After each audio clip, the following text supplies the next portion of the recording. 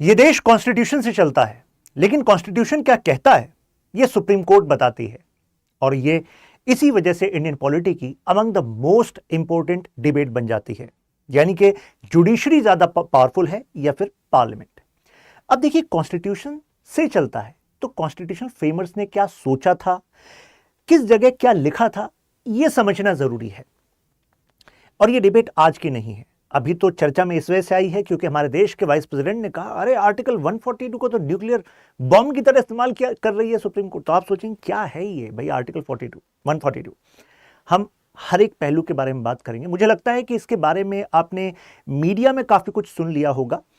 इस वीडियो का प्रयास यह है कि हम दोनों पक्षों के एक एक कानूनी पहलू को जाने, means what is written in Indian constitution and how its interpretation has evolved, कैसे चल रहा है हमारा देश, ये हम समझें। ठीक है, तो थोड़ा सा मैं पेशेंस बस आपसे चाहूंगा और मैं बहुत ही आसान तरीके से हर एक पर्टिकुलर पॉइंट को समझाऊंगा।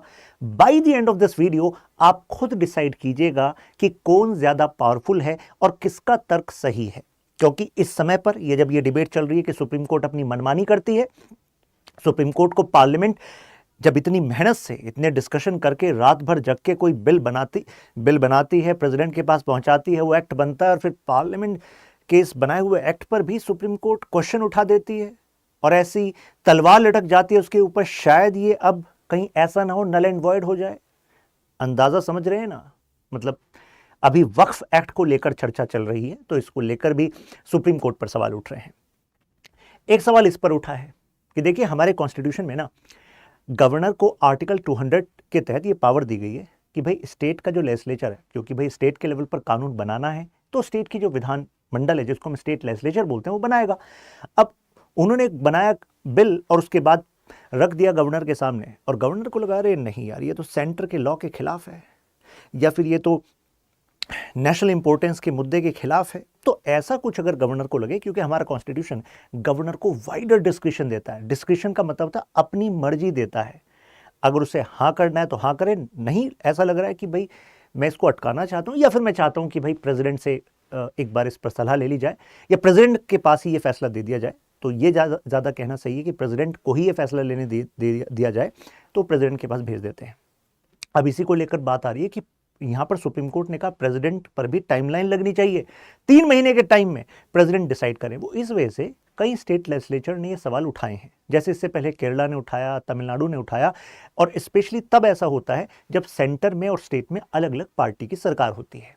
तो अगर अपोजिशन पार्टी आपकी स्टेट में है तो वो जिस बिल को एक्ट बनाना चाह रही है, जैसा कानून लाना चाह रही है और सेंटर को लग रहा है नहीं ये कानून नहीं आना चाहिए, तो वो एक्चुअली बिल आ जाता है प्रेसिडेंट के पास अगर गवर्नर रिजर्व कर दे। और प्रेसिडेंट किसके एडवाइस पर चलते हैं? पीएम काउंसिल ऑफ मिनिस्टर की एडवाइस पर चलते हैं। तो ऐसे में वो इस बिल को अटका सकते हैं, ना भी कर सकते हैं। तो सुप्रीम कोर्ट का कहना है भाई जो हाँ करना है ना करना है, जो करना है 3 महीने के अंदर करो, इसको अटका कर मत रखो। तो इस पर धनखड़ जी का कहना है मतलब अब प्रेसिडेंट पर भी टाइमलाइन सुप्रीम कोर्ट लगाएगी, president head of the state. इससे पहले उन्होंने ये भी कहा कि लोकपाल बना है कि भाई अगर करप्शन है तो करप्शन के मामलों को इन्वेस्टिगेट कराए, फिर उस पर डायरेक्शन दिलाए। लेकिन यहां पर हाईकोर्ट के जजेस अगर करप्शन कर रहे हैं तो उनका मामला जब लोकपाल ने लिया तो फिर यहां पर कोर्ट ने कहा कि नहीं हाईकोर्ट के जजेस में लोकपाल इंटरवीन ना करे। तो भाई अगर हाईकोर्ट के जजेस करप्शन करते हैं तो क्या उसमें केवल हाईकोर्ट सुप्रीम कोर्ट ही फैसला ले सकता है? और अगर वो नहीं ले रहे तो फिर क्या होगा? तो कोई अगर बॉडी करप्शन के लिए बनी है तो उसको आप कैसे रोक रहे हैं? तो ये एक वैलिड पॉइंट है।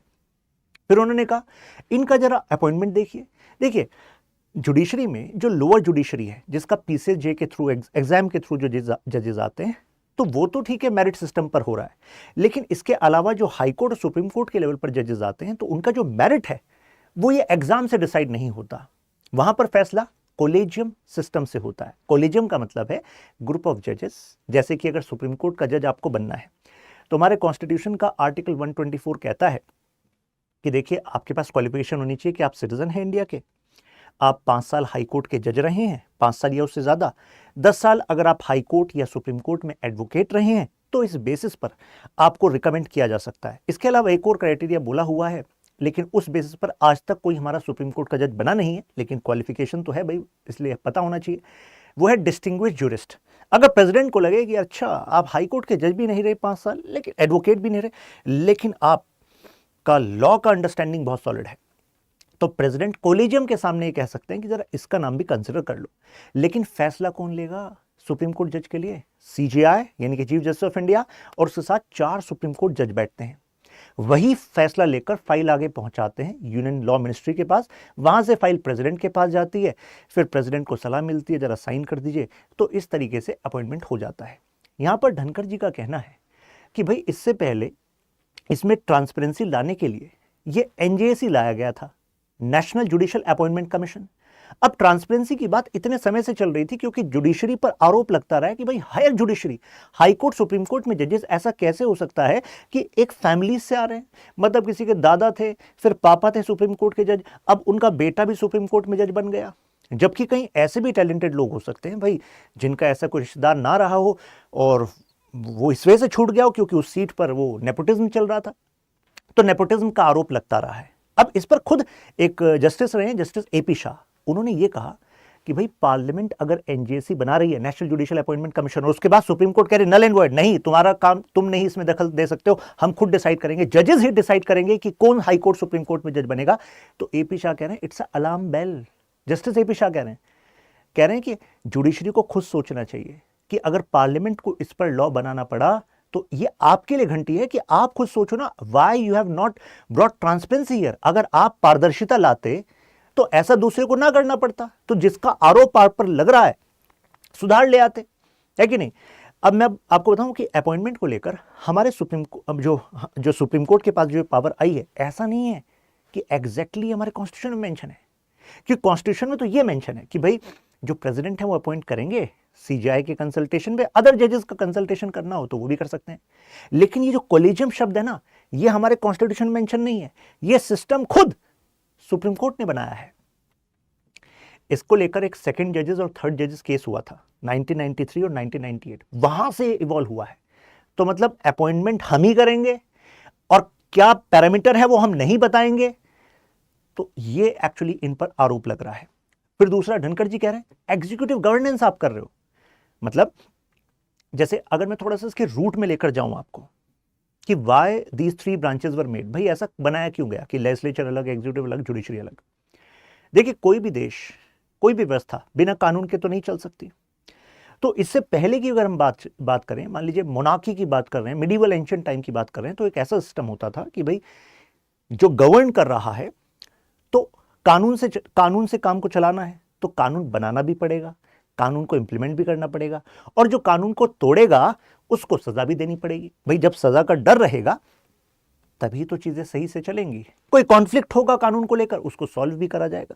अगर एक ही ऑर्गन के पास, एक ही इंस्टीट्यूशन के पास ये तीनों पावर आ जाती हैं तो वहां पर पता है क्या होता है, मतलब वहां तो भाई सब मिसमैनेजमेंट हो सकता है, पावर का एब्यूज हो सकता है।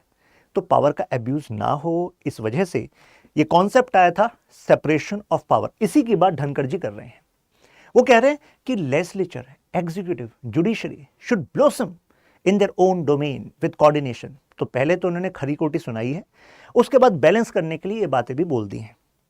तो सेपरेशन ऑफ पावर क्या कहता है कि भाई लेजिस्लेचर का काम अलग एक ऑर्गन करे, एग्जीक्यूट करने का काम एक करे। लेजिस्लेचर का काम होता है भाई कानून बनाना, एग्जीक्यूटिव का काम होता है एग्जीक्यूट करना, जिसमें आपकी मिनिस्ट्रीज एंड डिपार्टमेंट्स आते हैं, और जुडिशरी का काम होता है एडजुडिकेट करना, यानी कि कॉन्फ्लिक्ट को रिजॉल्व करना।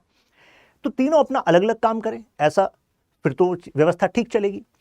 मैंने कहा कि जो डिबेट है ना, जो अभी धनखड़ जी लेकर आए हैं, ये आज की डिबेट नहीं है। जैसे हमारा कॉन्स्टिट्यूशन इनेक्ट हुआ था 1950 में, उसके अगले ही साल 1951 से ये डिबेट शुरू हो गई थी। इंटरेस्टिंग है ना, जरा मैं लेकर जाता हूं उस डिबेट में आपको। तो एक किस्सा है चंपकम दुराईराजन केस का।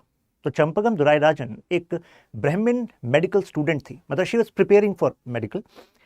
तो उनका एडमिशन नहीं हो पाया था और वो मद्रास से थी, उस समय मद्रास था, बाद में जाकर उसको हमने तमिलनाडु कहा। तो चंपकम दुराईराजन ने कहा कि भाई मेरा एडमिशन नहीं हो पाया इस मेडिकल कॉलेज में, क्यों? क्योंकि there is a reservation on the basis of caste. जबकि हमारा कॉन्स्टिट्यूशन, जो अब नया कॉन्स्टिट्यूशन आ गया है 1950 में, उससे पहले तो ब्रिटिश सिस्टम चलता था, तो चंपाकम दुराईराजन जो गर्ल स्टूडेंट थी उसने तो भाई दोनों टाइम देखे, तो उन्होंने कहा चलो अब तो कॉन्स्टिट्यूशन आ गया, और कॉन्स्टिट्यूशन में हमारा कॉन्स्टिट्यूशन आर्टिकल 15 में कहता है कि state shall not discriminate only on the basis of religion, race, caste, sex, place of birth. Religion, race, caste, यानी कि कास्ट के बेसिस पर स्टेट डिस्क्रिमिनेट नहीं कर सकता। तो उनका कहना था कि भाई ये ब्रिटिश टाइम का कानून है यहाँ पर। तो ब्रिटिश टाइम का कानून था वहाँ पर, मतलब मद्रास गवर्नमेंट का, क्योंकि प्रोविंशियल गवर्नमेंट थी ब्रिटिशर्स की वहाँ पर, तो उनका अपना एक कानून था 1925 का ऑर्डर था, तो उसमें वो कास्ट बेसिस रिजर्वेशन दे रहे थे। तो उन्होंने कहा ये तो मेरे फंडामेंटल राइट्स का वायलेशन है, क्योंकि इंडियन कॉन्स्टिट्यूशन तो कह रहा है ना कि डिस्क्रिमिनेशन नहीं हो सकता। तो आप कहेंगे लेकिन हमने तो ये पढ़ा था कि ओरिजिनल कॉन्स्टिट्यूशन से ही रिजर्वेशन दिया गया था, डॉक्टर बी आर अम्बेडकर का इसमें ह्यूज कॉन्ट्रीब्यूशन था, आपको ये याद आ रहा होगा। लेकिन वो जो आप रिजर्वेशन की बात कर रहे हैं वो हम SC, ST, other weaker section के लिए अगर अफर्मेटिव एक्शन पॉलिसी यानी कि कोई रिजर्वेशन लाना चाहती है सरकार, ला सकती है। ये बात हमारे directive principle of state policy में मेंशन थी। प्लस अलग से प्रेसिडेंट को पावर दी थी कि भाई आप अलग से कमीशन बना सकते हो, देख सकते हो कि किस और कैटेगरी को इस लिस्ट में रखना है। प्लस हमारा कॉन्स्टिट्यूशन ये भी कहता था कि भाई जो आपकी लोकसभा है, स्टेट लेजिस्लेटिव असेंबली है, इसमें रिजर्वेशन रहेगा SC, ST कम्युनिटी के लिए in proportion to their population till 10 years. फिर उसके बाद आप रिव्यू करके उसको एक्सटेंड कर सकते हो, जो कि एक्सटेंड होता भी रहा।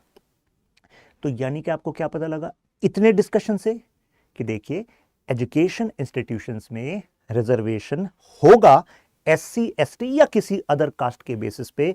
ये बात एग्जैक्टली लिखी नहीं थी हमारे कॉन्स्टिट्यूशन के किसी फंडामेंटल राइट के आर्टिकल में, लिखी नहीं थी। चंपाकम दुराईराजन ने इसी बात को उठाया, इसी वजह से नाम पड़ा चंपाकम दुराईराजन केस।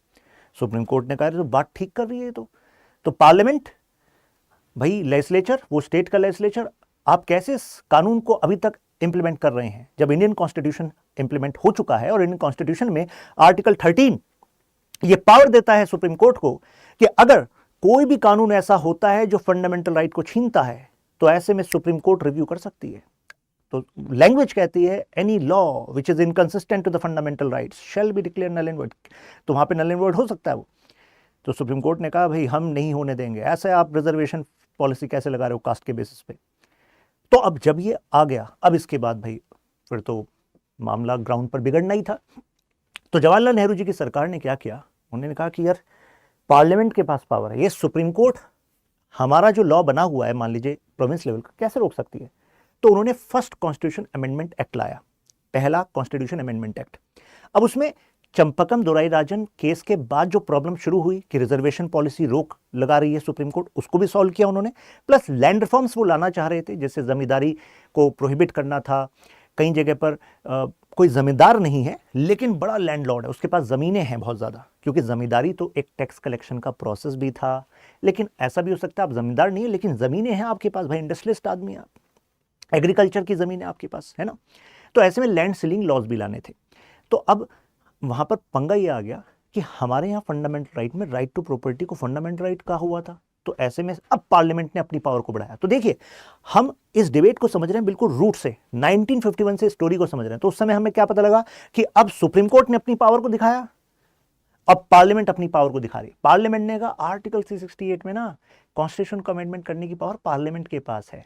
तो ला दिया हमने फर्स्ट कॉन्स्टिट्यूशन अमेंडमेंट एक्ट, और उसके बाद हमने हमारे कॉन्स्टिट्यूशन का जो पार्ट 3 है जिसमें हम फंडामेंटल राइट्स पढ़ते हैं, आर्टिकल 12 से लेकर 35, वहीं पर जवाहरलाल नेहरू जी की सरकार ने और उस समय की पार्लियामेंट ने वहां पर ऐड करा दिए 2 article, 31 capital A, 31 capital B। आप में से जो लोग यूपीएससी की तैयारी नहीं कर रहे, सिविल सर्विस एग्जाम की, तो भले ही आप ये आर्टिकल याद ना रखें, लेकिन इस डिबेट में के तह तक तो तभी जाएंगे ना जब एक एक स्टेप समझ में आएगा। तो अब देखिए यहाँ पर असली कहानी 31B से शुरू होती है। 31B अपने आप में शो करता है कि सुप्रीम कोर्ट तुम्हारी पावर नहीं है, हम हैं असली पावरफुल। कैसे? 31B कहता है 9th शेड्यूल के बारे में। 9th शेड्यूल, अब ये 9th शेड्यूल क्या है? शेड्यूल का मतलब होता है लिस्ट। तो 31B के थ्रू उन्होंने 31 के थ्रू, मतलब ये हो गया आर्टिकल 31 कैपिटल B, ठीक। इसके थ्रू उन्होंने क्या करा, हमारे ओरिजिनल कॉन्स्टिट्यूशन में ना 8 ही लिस्ट लगी हुई थी पीछे, 8 लिस्ट, 8 शेड्यूल बोलते हैं। उन्होंने 9th शेड्यूल ऐड कराया और पता क्या कहा कि इसमें ना पार्लियामेंट जो भी एक्ट ऐड कर देगी सुप्रीम कोर्ट की रिव्यू की पावर उस पर नहीं चलेगी। यानी कि अगर पार्लियामेंट ने इसमें कोई भी एक्ट, जैसे लैंड रिफॉर्म्स एक्ट ऐड कर दिए, या तमिलनाडु, बाद में तमिलनाडु हुआ, उसका रिजर्वेशन वाला लॉ ऐड कर दिया, तो अब सुप्रीम कोर्ट तुम्हारा जजमेंट नल एंड वॉइड करना, ये सब इस पर नहीं चलेगा। तो इससे इस वाले फैसले से क्या हुआ कि यार ये तो पार्लियामेंट ज्यादा पावरफुल है। फिर आप कहेंगे सर सुप्रीम कोर्ट ने फिर कुछ किया नहीं। तो जब मैं सुप्रीम कोर्ट पढ़ाता हूं तो एक इंटरेस्टिंग बात हमें समझ में आती है कि सुप्रीम कोर्ट अगर 1951 से हम 1967 तक देखें सुप्रीम कोर्ट के डिफरेंट जजमेंट्स को, तो ऐसा लगता है कि सुप्रीम कोर्ट ना पैसिव फेज में थी। पैसिव फेज का मतलब है ठीक है भाई ये जजमेंट तो दे दिया चंपाकम दुराई राजन वाला 51 में, लेकिन सुप्रीम कोर्ट एक तरीके समझ लीजिए कि पंगा नहीं लेना चाह रही थी पार्लियामेंट से, जैसे कि आज ले लेती है, जैसे इंदिरा गांधी जी के टाइम में लिया। लेकिन जवाहरलाल नेहरू जी के टाइम पर सुप्रीम कोर्ट थोड़ा बैकफुट पर चल रही थी, अगर इन्होंने कर दिया तो ठीक है भाई कर दिया। ऐसा क्यों? क्योंकि ये जो लोग बैठे थे ना पार्लियामेंट में, ये वही लोग थे जिन्होंने कॉन्स्टिट्यूशन बनाया है।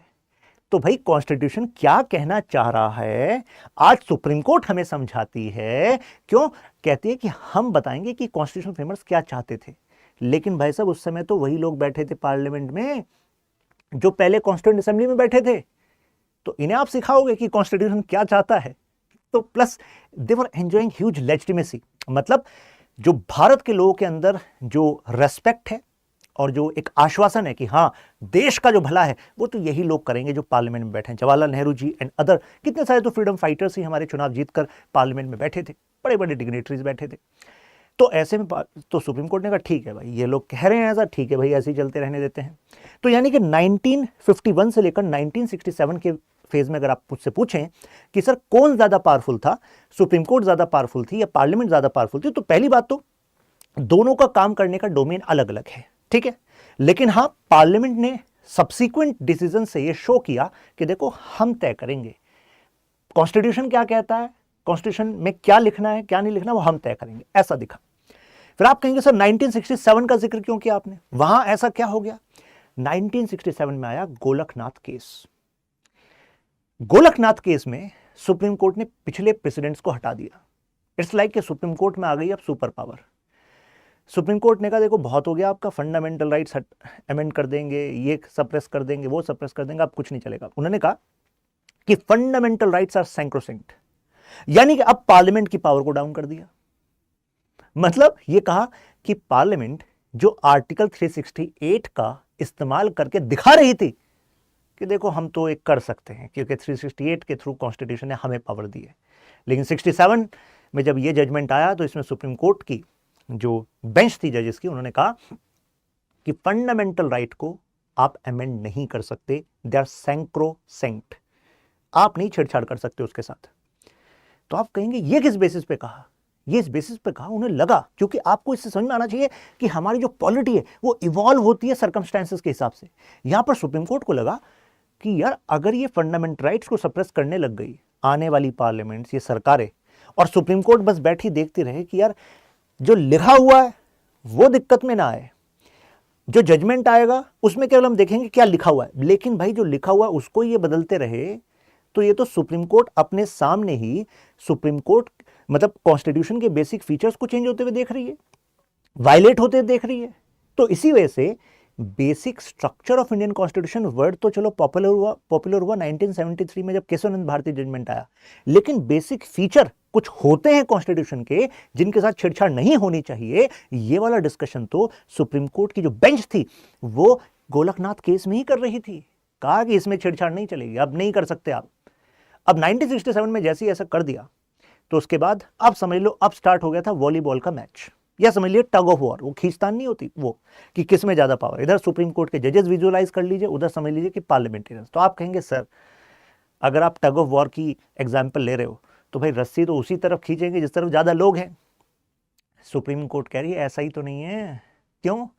क्योंकि यहां पर जब कॉन्स्टिट्यूशन के ऊपर जो जंग होती है किसके पास कितनी पावर, तो यहां पर कुछ और डायनेमिक्स भी वर्क करते हैं। जैसे एग्जांपल देता हूं, इसके बाद इंदिरा गांधी जी कुछ और अमेंडमेंट्स लेकर आती हैं कॉन्स्टिट्यूशन में, जो हमारी जुडिशरी यानी कि सुप्रीम कोर्ट हो चाहे हाई कोर्ट है उसकी पावर को लिमिट करने की कोशिश करती है कि भाई अगर हमने कॉन्स्टिट्यूशन में अमेंडमेंट कर दिया तो अब वो जुडिशियल रिव्यू के बाहर होगा, ऐसा कह रही थी। तो यानी कि पार्लियामेंट अपनी कॉन्स्टिट्यूशन अमेंडमेंट की पावर को बढ़ा रही थी against the judgement of supreme court in Golaknath case. तो आप कहोगे सर लेकिन हमने तो सुना है कि सुप्रीम कोर्ट का जो डिसीजन होता है वही अंतिम डिसीजन होता है, अंतिम डिसीजन होता है। तो सर ऐसा कैसे कर सकती है पार्लियामेंट? कर सकती है, कारण क्योंकि ये जो जिस मुद्दे को हम डिस्कस कर रहे हैं, ये मुद्दा है कि कॉन्स्टिट्यूशन क्या कह रहा है, राइट? तो अगर कॉन्स्टिट्यूशन क्या कह रहा है, क्या चीज वैलिड है, इनवैलिड है, इस वाले मुद्दे पर पार्लियामेंट अपने हिसाब से कानून भी बदल सकती है, पार्लियामेंट कॉन्स्टिट्यूशन को भी बदल सकती है। और पार्लियामेंट से पूछा जाए कैसा कर लिया आपने ये चीज, तो कहेगी देखो जी कॉन्स्टिट्यूशन ने हमें अलाउ किया अंडर आर्टिकल 368। तो क्योंकि उनके पास एक शील्ड है ना 368 वाली, जो एक्सक्लूसिवली, मैं यूज कर रहा हूं वर्ड एक्सक्लूसिवली, पावर केवल पार्लियामेंट को ही दे रही है। ये पावर सुप्रीम कोर्ट के पास नहीं है। सुप्रीम कोर्ट कॉन्स्टिट्यूशन में कुछ वर्ड ऐड, रिमूव या चेंज नहीं कर सकती। ये पावर तो आर्टिकल 368 से केवल पार्लियामेंट के पास है। इसी वजह से तो धनखड़ साहब कह रहे हैं यार मतलब रेस्पेक्ट द पार्लियामेंटेरियंस, ताला लगा दें क्या पार्लियामेंट पे, सारा काम वहीं से करा लोगे क्या, एग्जीक्यूटिव ऑपरेशन वहीं से करोगे क्या, ये तो लेजिस्लेटिव एग्जीक्यूटिव तो हमारे लिए छोड़ दो भाई, पार्लियामेंट है और मिनिस्ट्रीज हैं, डिपार्टमेंट्स हैं, आप तो खुद ही ऑर्डर दे रहे हो हमारे डिपार्टमेंट्स को, ये क्या चल रहा है?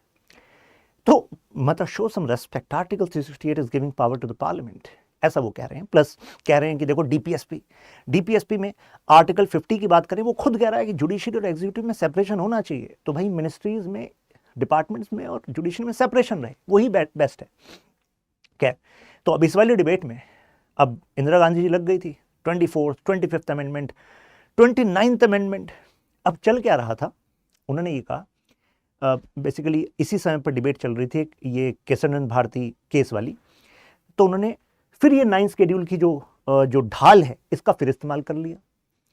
कहा कि लो अब हमने वो केरला के लैंड रिफॉर्म वाला एक्ट चर्चा में चल रहा था, क्योंकि वो केशवानंद भारती एक्चुअली एक अदनीर मठ के मठाधीश थे, तो अब उस मठ की जो ज़मीनें हैं केरला की गवर्नमेंट एक्वायर कर रही थी लैंड रिडिस्ट्रीब्यूशन के लिए, भाई जिससे इनइक्वालिटी को कम करें।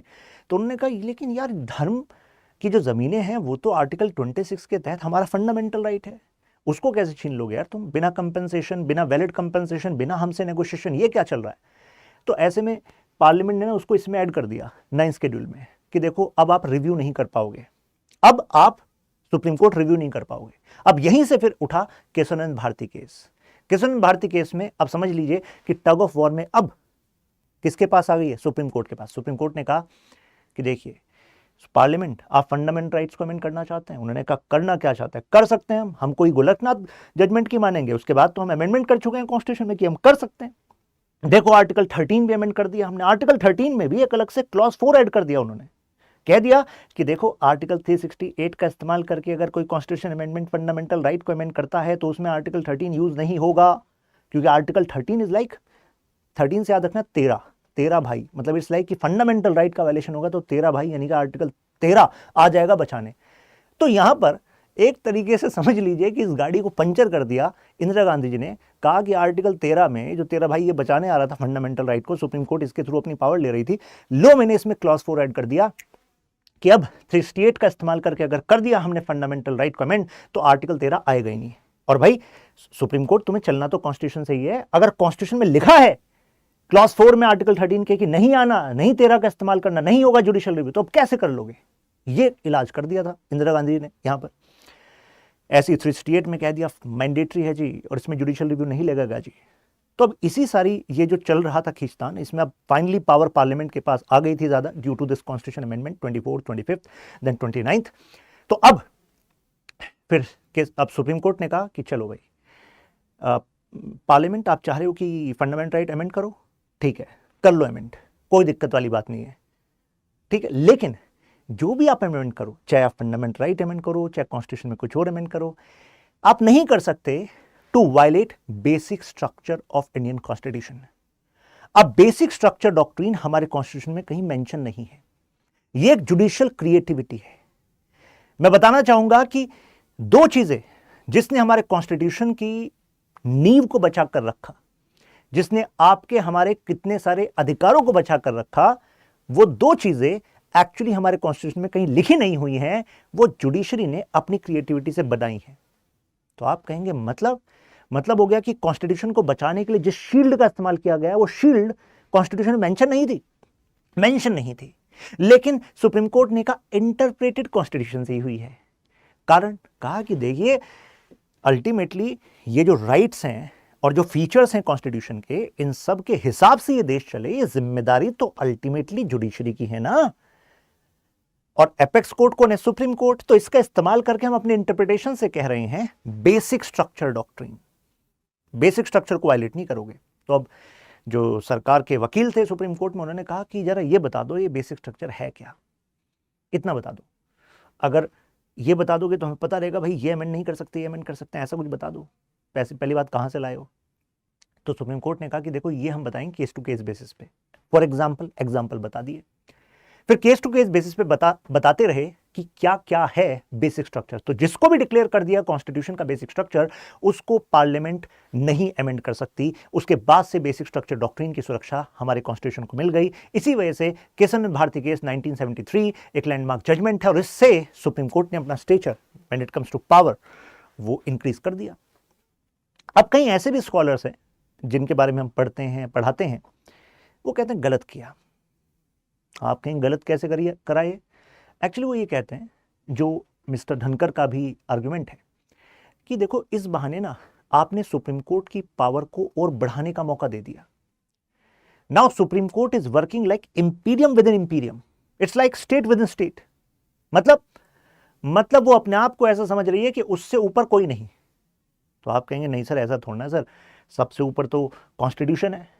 लेकिन कॉन्स्टिट्यूशन क्या कहता है, क्या समझाता है, वो कौन डिसाइड कर रहा है? वो तो सुप्रीम कोर्ट ही डिसाइड कर रही है कि नहीं? तो अब यहां केशव भारती केस से इनके पास पावर बढ़ गई, और साथ में फिर उसके बाद आगे वाले केसेस में हमें यह भी पता लगता है, जब हम IR कोहेलो केस पढ़ते हैं, मिल्वॉकी मिल्स केस पढ़ते हैं, कि यह पता लगता है कि भाई जो 9th शेड्यूल था ना, 9th शेड्यूल में केशव भारती केस के बाद जो भी चीज आप ऐड करोगे, अब कहना कि जुडिशियल रिव्यू में नहीं है। अरे भाई कैसे नहीं है जुडिशियल रिव्यू में? Judicial review is part of basic structure of Indian constitution. तो यानी कि 9th शेड्यूल में जो भी आप एक्ट आज इंप्लीमेंट करोगे और कहोगे कि हम कुछ भी ऐड कर दें, जुडिशरी का तो रिव्यू हो नहीं पाएगा, सुप्रीम कोर्ट कहेगी होगा, रिव्यू होगा। फिर आप कहेंगे लेकिन सर ये 9th शेड्यूल जैसे 1973 में जजमेंट आया, राइट, और 9th शेड्यूल ऐड हो गया था 1951 में। मैंने आपको बताया ना 1951 में फर्स्ट कॉन्स्टिट्यूशन अमेंडमेंट एक्ट से 2 आर्टिकल आए थे, 31A, 31B, 31B से ऐड हुआ था। तो आप कहेंगे इस बीच जो एक्ट ऐड हुए थे उनका क्या उन पर जुडिशियल रिव्यू कर सकती? आंसर इज नो, नहीं कर सकती। तो इन साल ये जो 1951 से 73 के बीच, इन ईयर्स के बीच में जो ऐड हुए, वहां पर नहीं हो सकता रिव्यू, राइट। यहां पर ये सिस्टम बना हुआ, क्योंकि जजमेंट यहां है ना, इसके बाद के जितने भी लॉज हैं उन पर रिव्यू होगा, राइट। तो अभी यहां तक की कहानी आपको पता लगी। अब इसके आगे की बात करते हैं। Concept of separation of power तो मैंने आपको बताया, 50 की बात की। अब जुडिशियल इंडिपेंडेंस हमें किस किस चीज से पता लगती है और क्यों, मतलब ये जरूरी है। देखिए जुडिशरी का कहना है कि देखिए देश चलाना है रूल ऑफ लॉ से। मैं अब दोबारा उस बात पर आता हूं, मैंने आपसे कहा 2 चीजों ने हमारे कॉन्स्टिट्यूशन को बचाया, बेसिक स्ट्रक्चर डॉक्ट्रिन और ड्यू प्रोसेस ऑफ लॉ। ठीक, दोनों ड्यू प्रोसेस ऑफ लॉ भी है, लेकिन ये मेंशन नहीं है हमारे कॉन्स्टिट्यूशन में। जैसे ड्यू प्रोसेस ऑफ लॉ, ये मेनका गांधी केस में सुप्रीम कोर्ट ने यूज किया। इसके बाद सुप्रीम कोर्ट ने कहा कि हम लॉ में जो कंटेंट आपने लिखा हुआ है ना, हम केवल कॉन्स्टिट्यूशन अमेंडमेंट की बात नहीं कर रहे, किसी अदर लॉ में भी, चाहे वो वक्फ का एक्ट है या कोई और एक्ट है, तो उसके अंदर भी जो कंटेंट है वो जस्ट है कि नहीं, फेयर है कि नहीं, हम उसको भी देखेंगे, वो रीजनेबल है कि नहीं, वो कहीं वायलेट तो नहीं कर रहा कॉन्स्टिट्यूशन के किसी प्रिंसिपल को, ये भी हम देखेंगे, और उसके बेसिस पर भी उसको नल एंड वॉइड कर सकते हैं। तो यहां पर सुप्रीम कोर्ट ने अपनी पावर को बढ़ाया है। हालांकि इस बढ़ाने से नेगेटिव इंपैक्ट क्या हो सकता है भाई, अभी तक तो सब पॉजिटिव दिख रहा है आपको, जाएंगे उस पर भी जाएंगे, तभी तो पूरी डिबेट बनेगी। देखिए रूल ऑफ लॉ ये कहता है लॉ शुड बी सुप्रीम। कोई एक इंडिविजुअल, कोई एक ऑफिस, वो सुप्रीम नहीं हो सकता, law should be supreme. Plus fundamental rights को प्रोटेक्ट करना था आप लोगों के, प्लस जो एडजुडिकेशन करना था वो इंपार्शियल मैनर में करना था। अब हमारा कॉन्स्टिट्यूशन मतलब किस तरीके से इंडिपेंडेंस इंश्योर कर रहा है जुडिशरी, कैसे जुडिशरी ये पावरफुल बन रही है। तो जुडिशरी कहती है देखो, एक तो मेरा जो अपॉइंटमेंट है उसमें जो ये पॉलिटिकल पार्टीज हैं, प्राइम मिनिस्टर है, इनका इन्वॉल्वमेंट नहीं है, तो यानी कि अपॉइंटमेंट में हम इंडिपेंडेंस रखते हैं। हालांकि इसमें एक इंटरेस्टिंग बात बताऊं आपको, अब इसके अंदर जानिए क्या प्रोसेस में एक गैप क्या है। मैंने कहा आपको अगर सुप्रीम कोर्ट के जज का अपॉइंटमेंट होना है एज पर आर्टिकल 124, तो उसमें एक CJI और 4 सुप्रीम कोर्ट के जज बैठते हैं और कहते हैं अच्छा इसका नाम, इसका नाम, इसका नाम, क्वालिफिकेशन तो इन सबके पास है लेकिन जाना कोई एक है क्योंकि एक पोजीशन खाली है, तो वो अपने हिसाब से डिसाइड करते हैं। हालांकि अगर आप आज उनसे पूछो कि भाई किस बेसिस पे डिसाइड किया, तो पता है क्या कहते हैं? वो कहते हैं एमएसडी के बेसिस पे। आप कहेंगे एमएसडी मतलब मेरिट, सीनियरिटी एंड डाइवर्सिटी।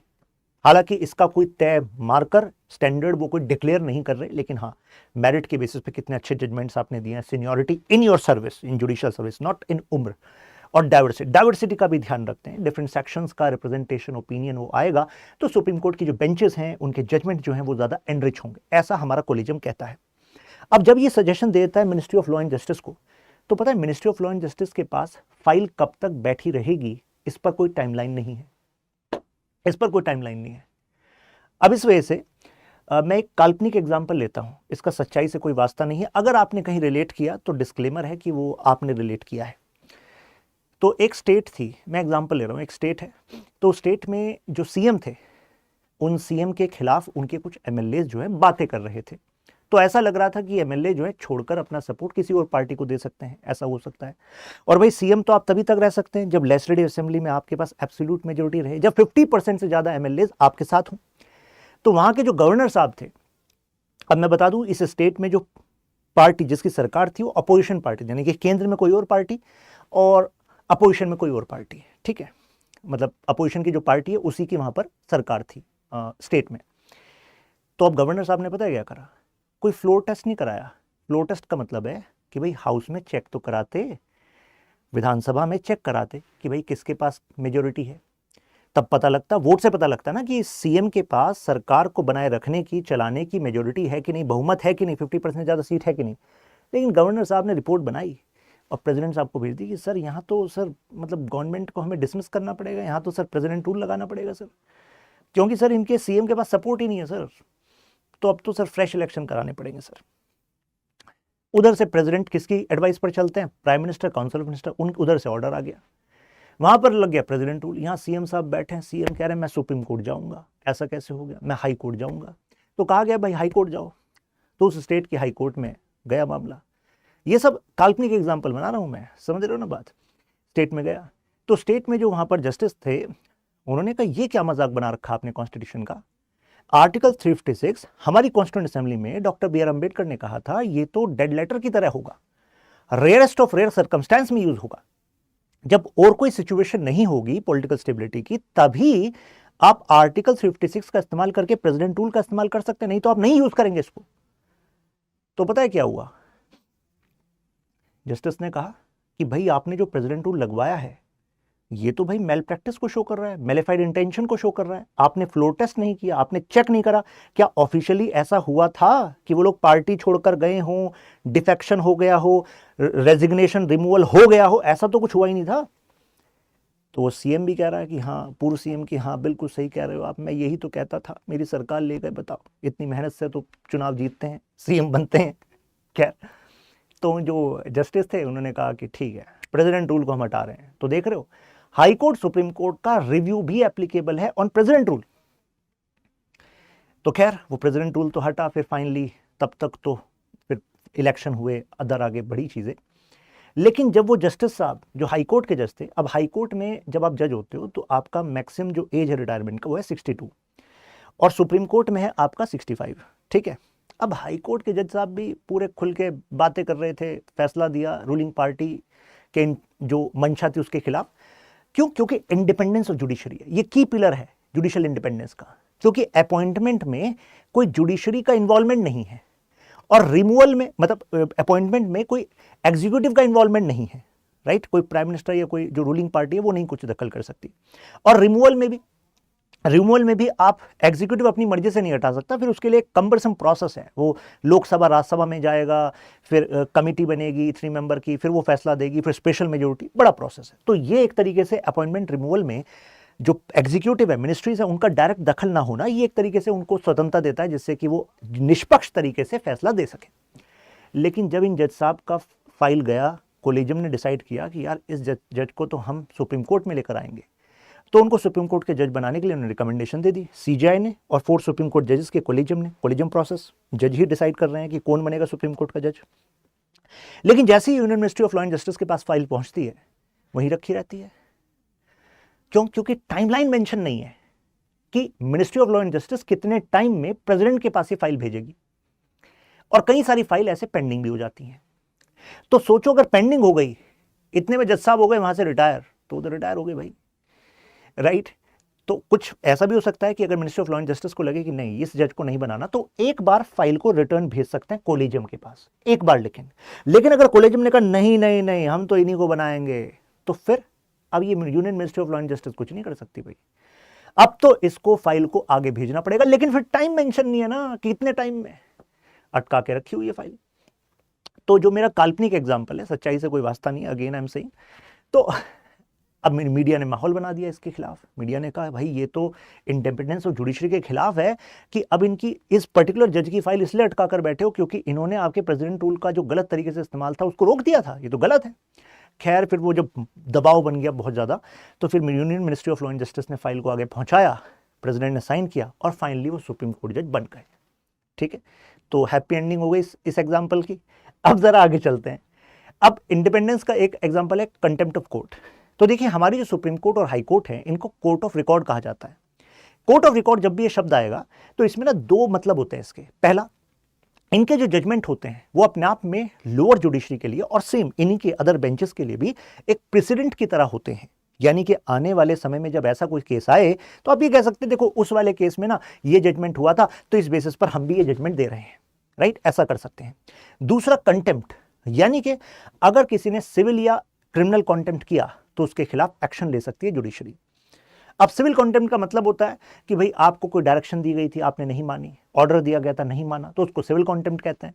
और क्रिमिनल कंटेम्प्ट का मतलब होता है कि आपने स्कैंडलाइज किया है जुडिशरी को, मतलब बदनाम करने की कोशिश की गई है जिससे कि लोगों के अंदर जो विश्वास है in the authority of judiciary वो डिक्रीज हो जाए, तो क्रिमिनल कंटेम्प्ट। तो इससे एक तरीके से उनकी इंडिपेंडेंस बनी रहेगी। सिक्योरिटी ऑफ टेनर रहेगा तो बता ही दिया आपको। और इनकी जो सैलरी और अलाउंसेज होती हैं वो charged on consolidated fund of India होता है। मतलब चार्ज का मतलब है ऐसा नहीं हो सकता कि पार्लियामेंट कहे, जैसे धनखड़ जी अभी वाइस प्रेसिडेंट हैं और चेयरपर्सन है राज्यसभा के, वो कहें कि चलो एक बिल लेकर आते हैं, ये जो सीजीआई हैं और जो सुप्रीम कोर्ट के जज हैं इन सब की सैलरी कम करते हैं, यहाँ से बिल पास कराते हैं, राज्यसभा से पास करा के लोकसभा में भेजते हैं, इन सब की सैलरी आधी करते हैं। ऐसा नहीं कर सकते, कारण क्योंकि कॉन्स्टिट्यूशन कह रहा है कि भाई देखो सैलरी चार्ज अपॉन है। चार्ज अपॉन का मतलब है कि आप इनकी सैलरी को, पहली बात तो during the tenure you can not change except अगर वो आपका फाइनेंशियल इमरजेंसी लग जाए आर्टिकल 360 में, या आप ये ध्यान रखिए कि अगर कुछ चेंजेस होते भी हैं तो भाई वो नेक्स्ट वाले जो जजेस बनेंगे उन पर लगेगा। During this service you can not. Charge down का मतलब ये होता है कि आप ना हर साल इनके सैलरी पर आप अलग से वोट नहीं करेंगे, दें या ना दें, कितना दें कितना नहीं, आप डिस्कस कर सकते हैं, वोट नहीं करेंगे। तो एक तरीके से सिक्योर हो गया इनका खर्चा, सैलरी भी और पेंशन भी। तो एक तरीके से मेंटली फ्री हो गए ना, आराम से जजमेंट दे सकते हैं, राइट।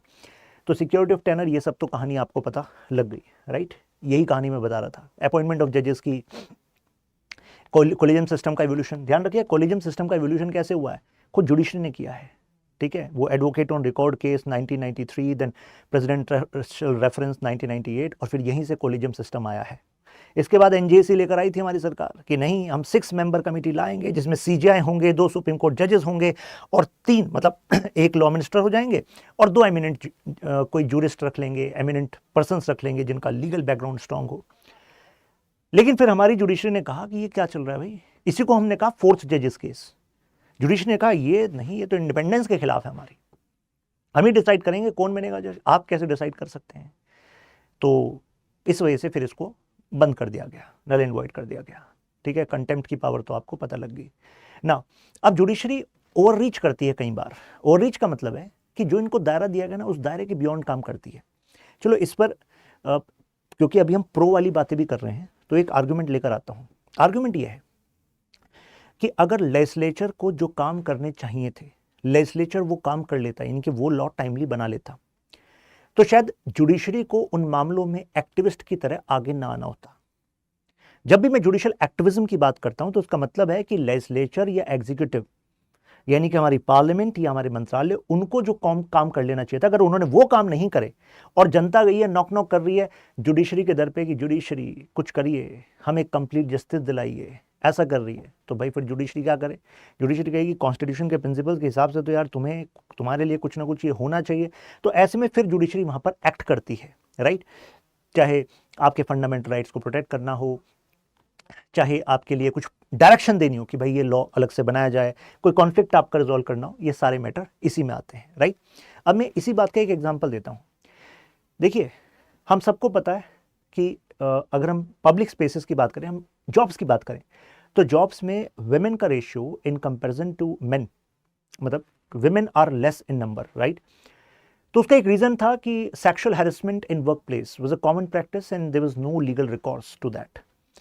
तो अब कितने सारे लोग इस वजह से मतलब पुश नहीं करते थे या अपॉर्चुनिटी नहीं देते थे कि भाई माहौल ख़राब है ऑफिस स्पेस में, और फिर जो पुलिस के साथ मिलकर जो सहायता आप ले सकते हो वो प्रोसेस बड़ा कम्बरसम है।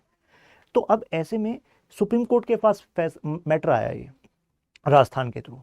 तो सुप्रीम कोर्ट ने कहा कि इस पर तो हम गाइडलाइन इशू करते हैं, क्योंकि लेजिस्लेचर को इस समय लॉ बनाना चाहिए था, नहीं बनाया, तो यहाँ पर इन्होंने गाइडलाइन इशू करी, जिसको इन्हीं गाइडलाइंस के बेसिस पर internal complaints committee, local complaints committee का सिस्टम आया। फिर उसके बाद फिर पार्लियामेंट को भी लॉ बनाना पड़ा, sexual harassment of women at work place act.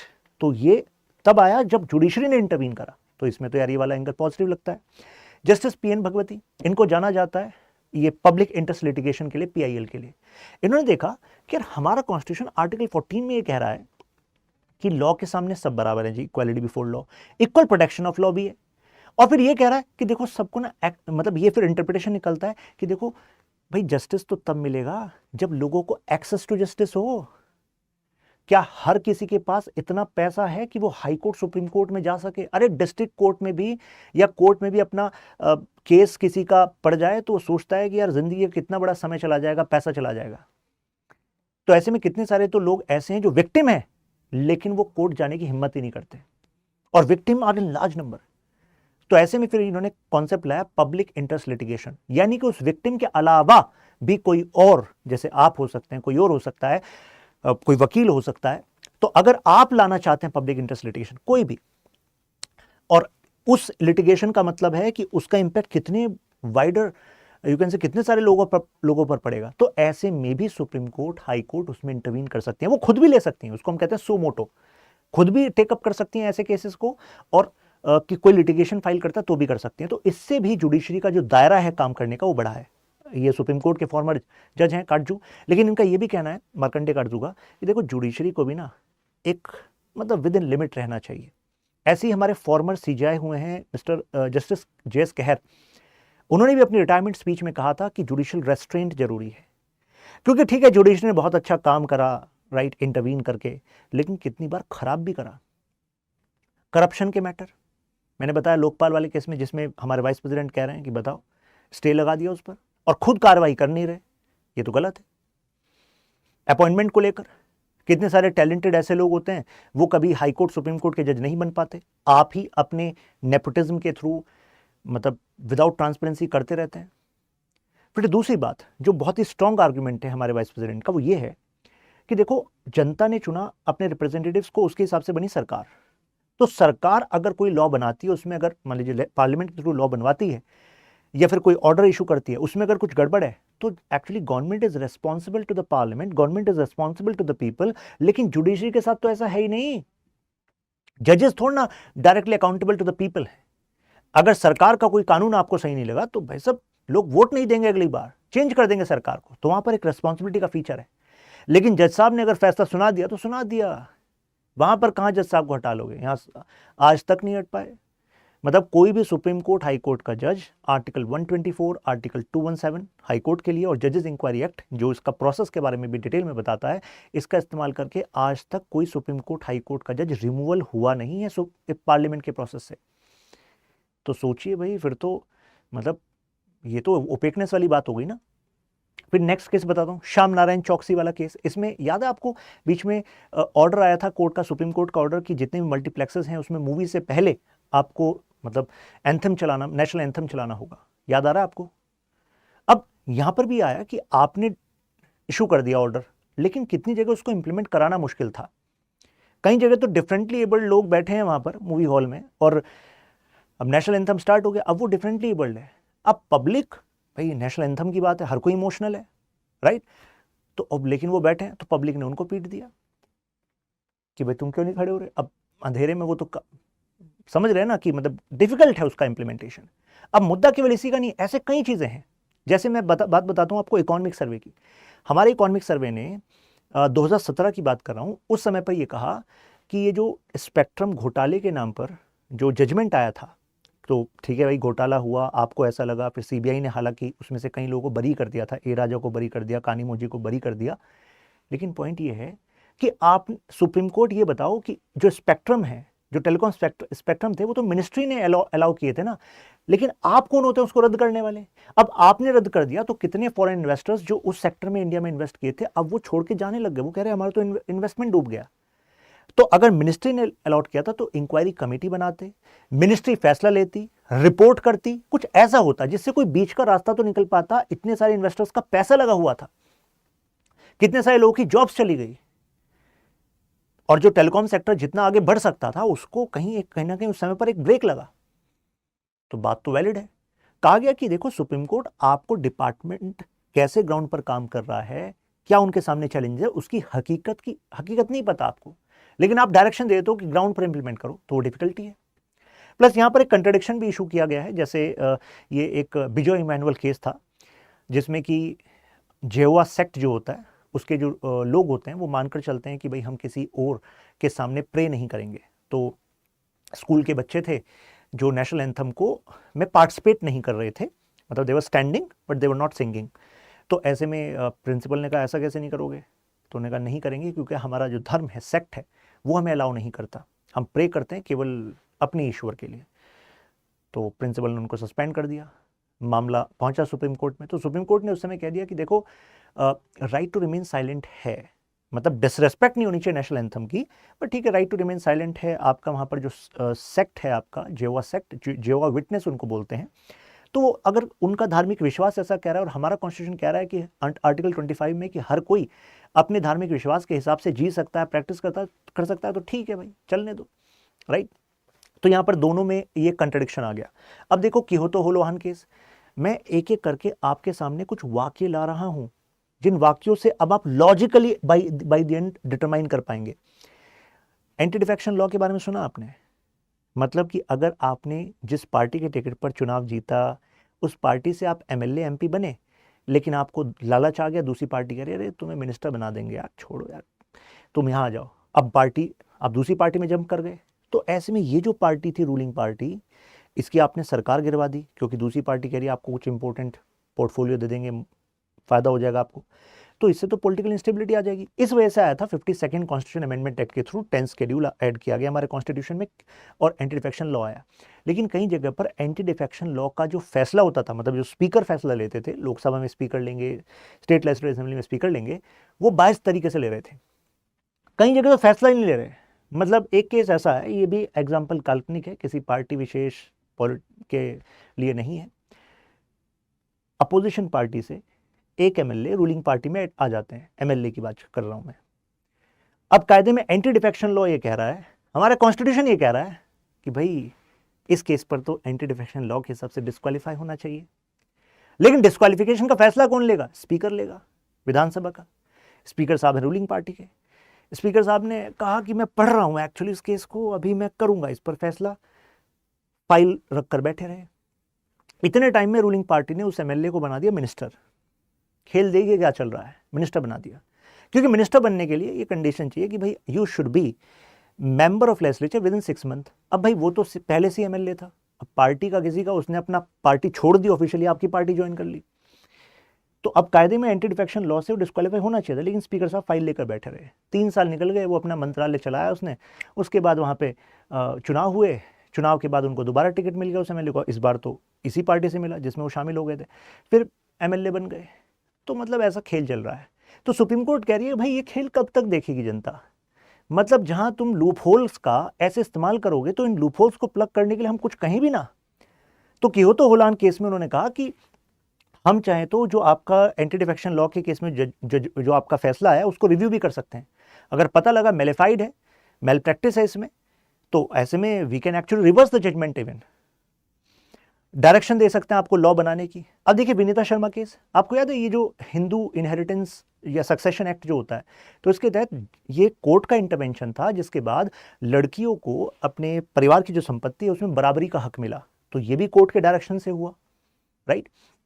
अब जरा लेजिस्लेचर की पावर की बात करते हैं। सबसे पहली पावर इम्पीचमेंट। इससे लगता है कि हाँ यार पार्लियामेंट तुम्हारे पास तो पावर है भाई, यानी कि फिर तो सुप्रीम कोर्ट से ज़्यादा पावरफुल आप हुए, क्योंकि सुप्रीम कोर्ट के जजेस हैं इंक्लूडिंग सीजेआई, उसको हटाने की पावर किसके पास है? पार्लियामेंट के पास है। ध्यान रखिएगा, हाई कोर्ट के जज हों या सुप्रीम कोर्ट के जज हों, दोनों को हटाया केवल पार्लियामेंट इनको हटा सकती है, रिमूव कर सकती है। कैसे? एक प्रूव्ड मिसबिहेवियर या इनकैपेसिटी। प्रूव्ड मिसबिहेवियर का मतलब है कि अगर पता लगा कि आपने अपनी पोजीशन का मिसयूज किया है। इनकैपेसिटी का मतलब माइंड बॉडी किसी से भी लग रहा है कि भाई अब आप नहीं काम कर सकते हो, राइट। मान लीजिए कोई जैसा मेंटल डिसऑर्डर हो गया, भाई अगर वो जजमेंट सुनाने लग गए तो क्या होगा? तो ऐसे में उनको हटाया जा सकता है बाय द प्रोसेस। तो आर्टिकल 124 बात करता है सुप्रीम कोर्ट के जजेस को हटाने की, 217 बात करता है हाई कोर्ट के जजेस को हटाने की, और इसके लिए अलग से लॉ भी बना हुआ है, जजेस inquiry act. Now coming back to the topic, अब ये भी एक बाउंडेशन है कि देखो जो जजेस का जो कंडक्ट है उसको आप डिस्कस नहीं कर सकते कोर्ट में। क्यों नहीं कर सकते? कि भाई जज साहब हैं।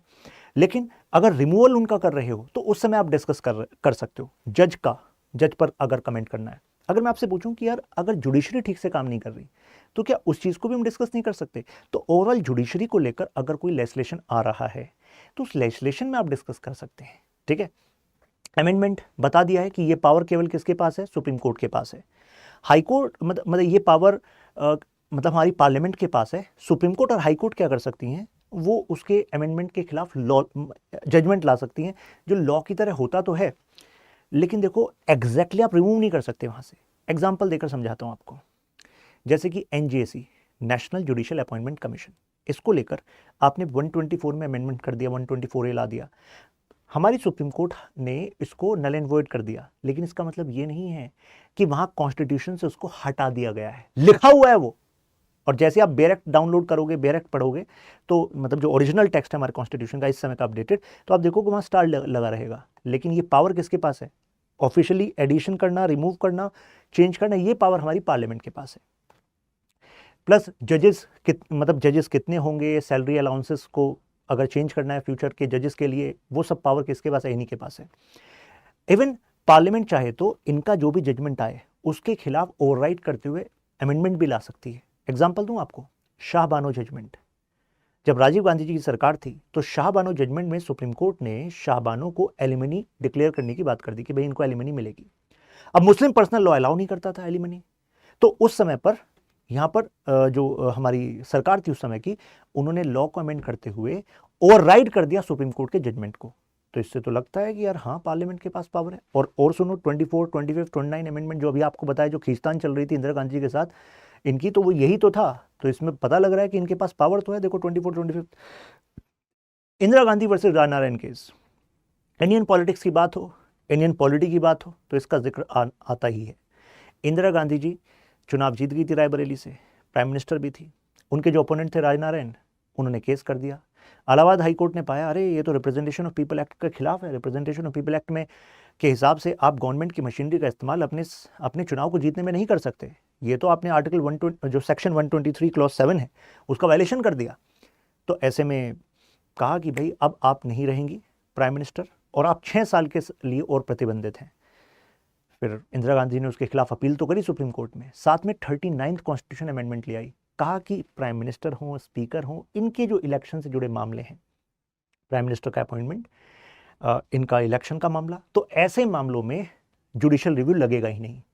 तो इससे पता लग रहा है कि यहाँ इंटरप्रिटेशन से एक तरीके से पार्लियामेंट ने अपनी पावर को बढ़ा लिया था। लेकिन बाद में हमारी खुद सुप्रीम कोर्ट ने कहा कि ये देखो जो होशियारी आपने दिखाई है आर्टिकल 329A से, ये नहीं चलेगी। कारण जो फ्री एंड फेयर इलेक्शंस है ये हमारी डेमोक्रेसी का एसेंशियल पार्ट है, और हमारी डेमोक्रेसी है, डेमोक्रेटिक है। ये तो प्रेम्बल में भी लिखा है, sovereign socialist secular democratic Republic, democratic. तो इसके खिलाफ कैसे आप जा सकते हैं? अब मुद्दा आता है कि यार जुडिशियल सुप्रीमेसी, पार्लियामेंट्री सुप्रीमेसी है क्या? तो देखिए, एक वर्ड होता है पार्लियामेंट्री सोवरेनिटी। इसका क्या मतलब होता है? इसका मतलब होता है अगर किसी देश में ये आ जाए, ठीक है, अगर मान लीजिए धनखड़ साहब कह रहे हैं यार पार्लियामेंट की पावर को देखो कैसे सुपरसीड कर रही है जुडिशरी, तो अगर हमारे यहाँ पार्लियामेंट्री सोवरेनिटी का कॉन्सेप्ट होता तो उसका मतलब पता है क्या होता? कि जिसको कॉन्स्टिट्यूशन डिक्लेयर कर दिया, जो भी हमने लॉ डिक्लेयर कर दिया, अब जुडिशरी उसको रिव्यू नहीं कर सकती, उसमें दखल नहीं दे सकती। अब आप कहेंगे ऐसा भी कहीं होता है? अरे होता है, यूके में होता है, क्योंकि यूनाइटेड किंगडम में पार्लियामेंट्री सोवरेनिटी का कॉन्सेप्ट है।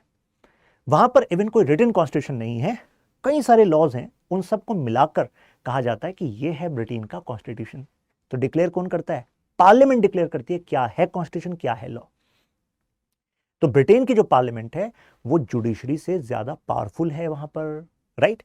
लेकिन हमारे यहां पर पार्लियामेंट्री सोवरेनिटी का कॉन्सेप्ट नहीं है, ठीक। फिर एक जुडिशियल सुप्रीमेसी आता है। जुडिशियल सुप्रीमेसी में जुडिशरी डिटरमाइन कर सकती है वैलिडिटी ऑफ अ लॉ, कि ये कॉन्स्टिट्यूशनल है कि नहीं है। ये कॉन्सेप्ट यूएसए में पॉपुलर है। तो हमारे यहां पर कहा गया कि एक तरीके से जुडिशियल सुप्रीमेसी तो चल रही है।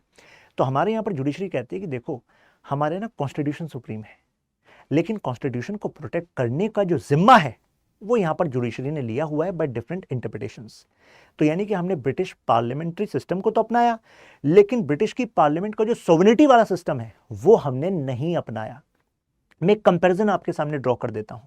जैसे यूके की बात करें तो यहां पर रिटन कॉन्स्टिट्यूशन नहीं है, लेकिन यूएसए में रिटन कॉन्स्टिट्यूशन है। हमारे यहां तो यूएसए से भी ज्यादा एलेबरेट एक डॉक्यूमेंट जिसको हम अपना कॉन्स्टिट्यूशन कहते हैं।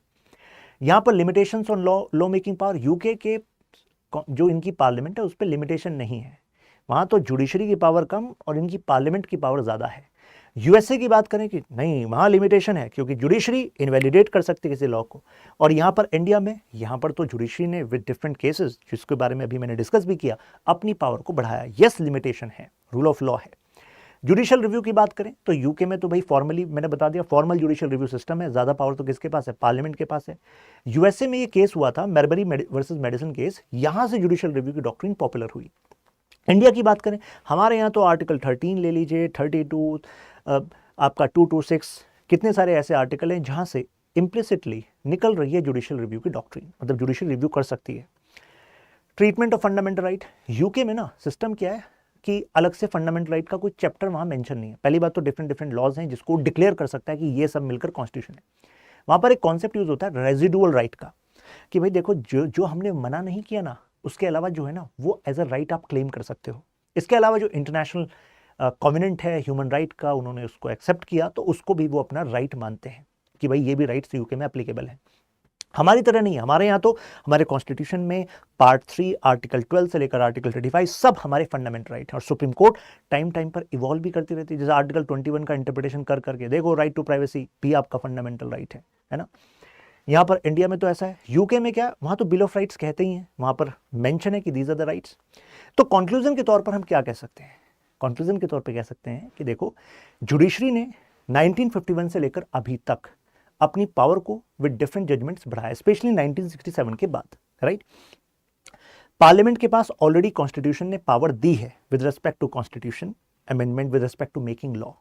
लेकिन हमें ध्यान रखना पड़ेगा कि कॉन्स्टिट्यूशन कोई एग्जैक्टली आपको सारे स्टेप्स नहीं बता रहा कि देखिए ये देश बिल्कुल ऐसे चलेगा, एक एक सिचुएशन वहां मेंशन हो। कितनी सारी सिचुएशंस ऐसी हैं जिसको समझने के लिए कि यहां पर क्या होगा, हमें कॉन्स्टिट्यूशन के इंटरप्रिटेशन की जरूरत पड़ती है। और इंटरप्रिटेशन की अल्टीमेट पावर किसके पास आ जाती है? जुडिशरी के पास आ जाती है। लेकिन जुडिशरी को इसको रेस्पॉन्सिबली यूज करना पड़ेगा, क्योंकि जो सिस्टम है ना, ये चेक एंड बैलेंस पे चलता है। अगर हम कहते हैं कि इंडिया डेमोक्रेसी है, ट्रांसपेरेंसी अकाउंटेबिलिटी होनी चाहिए, तो भाई ट्रांसपेरेंसी अकाउंटेबिलिटी तो जुडिशरी में भी होनी चाहिए, ट्रांसपेरेंसी अपॉइंटमेंट में भी होनी चाहिए।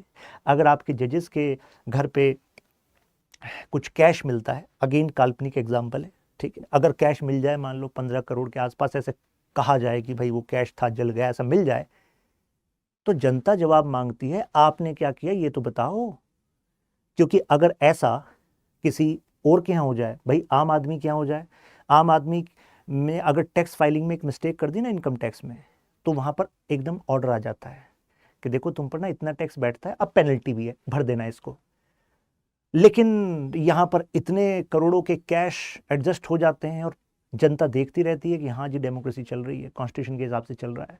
कॉन्स्टिट्यूशन मेकर्स भी क्या सोचते होंगे कि हमने पार्लियामेंट, एग्जीक्यूटिव, जुडिशरी ये सब बनाया है, एक ऐसा कॉन्स्टिट्यूशन बनाया जो among the most stable constitution है, एक स्टेबल गवर्नमेंट आपको दे रहा है। देखो आसपास क्या चल रहा है, इंडिया को आइलैंड ऑफ डेमोक्रेसी ऐसे ही थोड़ा ना कहा जाता है। पाकिस्तान, नेपाल, कितने कॉन्स्टिट्यूशन आ गए, Pakistan constitutional crisis, Myanmar, Bangladesh, Sri Lanka के में प्रेसिडेंट के घर में ही आ गए थे लोग, ऐसा पॉलिटिकल टर्मोइल हो गया था वहां पर। तो पॉइंट ये है कि हमारे यहाँ ऐसे हालात नहीं है, जबकि हमारा इतना बड़ा देश है, इतनी डाइवर्सिटी है, इतनी कॉम्प्लेक्सिटीज है। तो वी शुड बी थैंकफुल कि हाँ ये चीजें चल पा रही हैं। We should be thankful for the judiciary, we should be thankful somewhat for the laws which have been made by parliament as well. But yes, loopholes हर जगह हैं, और जिस जगह भी लूप होल्स हैं वहां पर जनता को जागना होगा, जनता को पूछना पड़ेगा, पार्लियामेंट से भी जनता को पूछना पड़ेगा, जुडिशरी से भी। अब जुडिशरी के साथ डायरेक्ट रिलेशन तो अपना नहीं है, लेकिन इस बहाने पब्लिक का एक दबाव जब बनेगा तो ऐसे में उनको भी यहां पर ट्रांसपेरेंसी लानी पड़ेगी, चाहे वो अपॉइंटमेंट प्रोसेस हो, चाहे वो डिसिप्लिनरी एक्शंस हो, चाहे with respect to their judgments हो। क्योंकि कई जगह पर यह भी आरोप लगा है, जैसे इससे पहले आरोप लगा है 3 जजेस हमारे सुप्रीम कोर्ट के मीडिया के सामने आ गए कि जो सीजेआई हैं वो कुछ जूनियर जजेस को ही सरकार के खिलाफ वाले जो मामले हैं वो दे रहे हैं, जिससे कि उन जूनियर जजेस को सीजेआई इन्फ्लुएंस कर सके। ऐसी बातें भी हमारी पॉलिटी में, हमारे पॉलिटिकल सिस्टम में आई हैं। प्लस ये भी देखना पड़ेगा कि कैसे ऐसा होता है कि जो सीजेआई हैं वो कुछ टाइम बाद कोई सीजेआई जो है राज्यसभा के एमपी बन जाते हैं। भाई अगर आप इंडिपेंडेंस और जुडिशरी की बात करते हो तो ये भी तो ध्यान रखो कि भाई अगर हम डिबेट कर रहे हैं सुप्रीम कोर्ट वर्सेस पार्लियामेंट, तो यहाँ तो ऐसे भी लोग हैं जो सुप्रीम कोर्ट में सीजेआई भी रहे और फिर पार्लियामेंट का पार्ट भी बन गए। आपको नहीं लगता ये तो कॉन्फ्लिक्ट ऑफ इंटरेस्ट हो सकता है? अगर, क्योंकि आप पार्लियामेंट का पार्ट बन रहे हैं विद द कृपा ऑफ अ पॉलिटिकल पार्टी, और फॉर गेटिंग द कृपा of a political party it may be possible कि जिस समय आपको जजमेंट दे रहे थे उस समय आपने कुछ लेवरेज दी हो किसी पॉलिटिकल पार्टी को। जनता कुछ नहीं पूछती, लेकिन जनता अच्छा ऐसा हुआ, गलत हुआ, चलो अब कुछ और एंटरटेनमेंट की वीडियो देख लेते हैं। ये देश तो चलता ही रहता है, राइट? लेकिन जब तक हम जागरूक नहीं होंगे, हमें नहीं पता लगेगा कि ये देश कैसे चलता है, तब तक ऐसी ही चीज़ें चलती रहेंगी। तो हमें जागना होगा, हमें अवेयर होना होगा। आपका क्या ओपिनियन है? Do share in comments. इस वीडियो को आप शेयर भी कर सकते हैं। मेरे साथ आप यहाँ पर कनेक्ट हो जाइए, शशांक त्यागी फॉर यू, इंस्टाग्राम, टेलीग्राम, सारे अपडेट्स आपको यहाँ पर मिलते रहेंगे। फिर मिलते हैं, ख्याल रखिए अपना, जय हिंद। ये क्वेश्चन आप यहाँ पर अटेम्प्ट करके अपलोड कर सकते हैं। Examine the judiciary, role of judiciary in India in Indian political system.